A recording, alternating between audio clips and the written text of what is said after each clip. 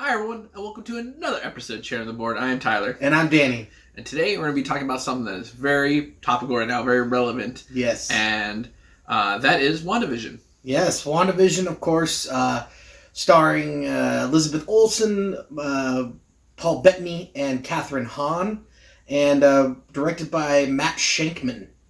So, for those who don't know, first off, there's going to be spoilers ahead, so you might want to cancel soon. We'll give you another warning. But for those who don't know, WandaVision is like the last installment since the pandemic happened for the MCU. And it couldn't be more perfectly timed, and it couldn't be more perfectly presented. And what I mean by that is it was a miniseries. It wasn't one movie. It wasn't a long thing. It was a miniseries that was released every Friday for 9 weeks. But this is another way of Marvel releasing big things in small, edible chunks. Yeah. And to piggyback off your point, I think this was a great way to do this particular story and not having to do a full movie. Right. I think doing a TV show was a lot better for both Wanda and Vision together. Although I think I've heard Scarlet Witch is supposed to get her own movie, but who knows? Right. So what I want to say is that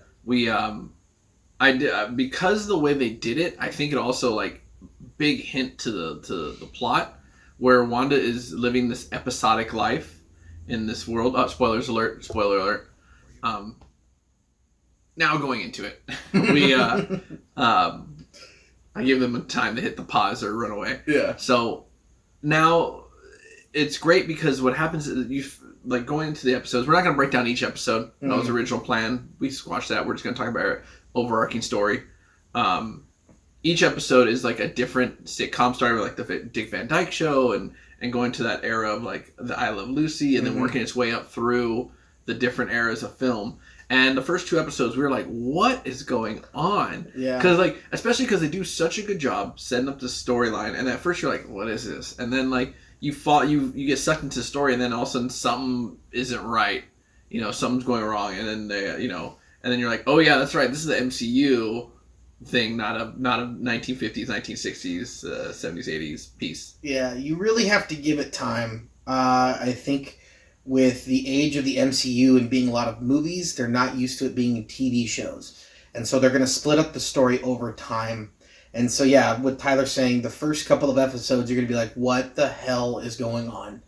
But after episode 3, you're totally hooked. You're like, oh, okay, things are falling into place. I'm understanding what's going on now. I want to see where this goes. Right, and because at first, like I said, the first 2 episodes, 2.5 of the episodes, you're like, I have no idea what's going on or why things are the way they are. So, but it's kind of like theater, and because we're both theater guys, yeah, you sometimes just have to let things unfold. And just be like, okay, I know what's being presented to me now. I know what I'm seeing now. So let's just see how this plays into the story. And sure enough, everything plays into the story exact. And a lot of it you don't find out. You don't make the connections till about episode 8 or 9. Most of the connections you don't make till about episode 8 or 9. And that's when everything starts to crescendo and get to this big, the problem, the climax. Yeah, and more spoilers, of course. Basically, Wanda has set up the perfect life for herself. But she's corrupted an entire town and has made them be the citizens of this town while she's living out her perfect life. And you can see the damage it has done to these citizens over time when they wake up from their sleep and whatnot. So I think that was a really interesting point about this whole thing. Is you cannot have the perfect life no matter how hard you try. You're right. And then I think it also kind of shows how people are jaded by what's on TV. Her family used to have this habit of watching sitcoms, American sitcoms. So drawing up her perfect world from these sitcoms that she watched with her family, and all the tragedy she went through, and also gives you more backstory to how she developed these powers. And I believe, if I'm not mistaken, I believe it was a Tesseract that activated these powers within her and made her the Scarlet Witch. But strong performances from Elizabeth Olsen, Paul Bettany. I love Catherine Hahn. She is amazing. Mm-hmm. But honestly, to me, I really feel like Kat Dennings and Randall Park steal a lot of the scenes that they're in. Maybe not the whole show, but definitely the scenes that they're in. They make for a fantastic duo. But yeah, I was a fan of the series. and I would highly recommend it to anybody who has really been into the MCU. Like, you can't pick this up. Like, this can't be the first thing you start on. No. Because you're going to be really confused. Mm-hmm. So see the movies first, and follow them in chronological order, and then get to this, because there's a lot that they cover that you wouldn't know anything about. Right. This is not a pick up and go MCU movie. I'm ready to give my rating on this entire series. Yeah, I'm ready to. I don't want to reveal too much, because if we give away too much, you're not gonna. Yeah. You're not gonna watch it. You're not gonna watch it, and we want you. You gotta watch this, because there's a lot of hints. Also, before we give a rating, shout out to them using the other Quicksilver from the Fox universe. To be Quicksilver, the replacement of her brother. I was like dying, because that opened up so many multi-universe doors, and then you find out he's just an actor that lives in that town, and you're like, bastards. But I mean, it could be still a multi-universe thing.